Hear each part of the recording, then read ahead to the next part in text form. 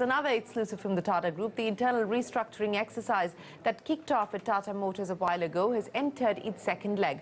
Phase 2 will see the auto giant redesignate around 1,000 executives. Ron, you've been working on this story as well.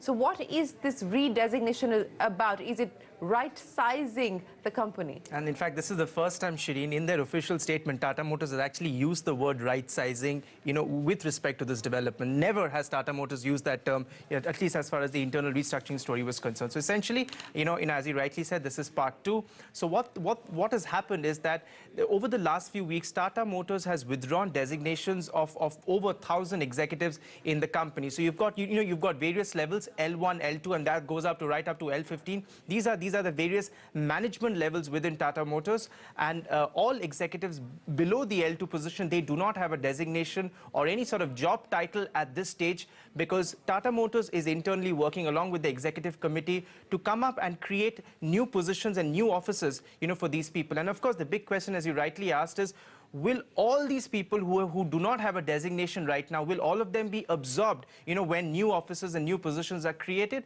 Unlikely, and that is why we anticipate a certain amount of right sizing. In fact, interestingly, when I speak with other OEMs who are competitive to Tata Motors, they are also telling me that they're getting a lot of CVs from various executives and various roles within Tata Motors.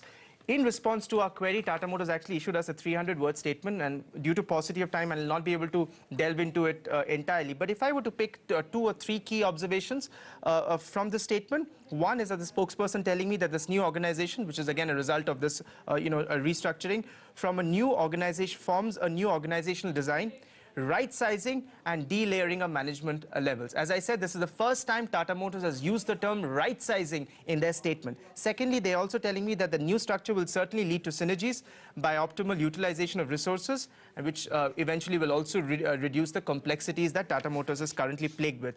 But these were again responses to the internal structuring that they had already done last month. To my specific query of 1,000 people getting redesignated, the company said that this being an internal exercise and in progress, we are not in a position to comment on specific roles and additional details. So it seems, Shireen, it was exactly about a year ago when Gunther Buschek took charge as managing director of Tata Motors, and we are beginning to see now changes, which it's taken them some time, but I think now we are seeing changes from within the company.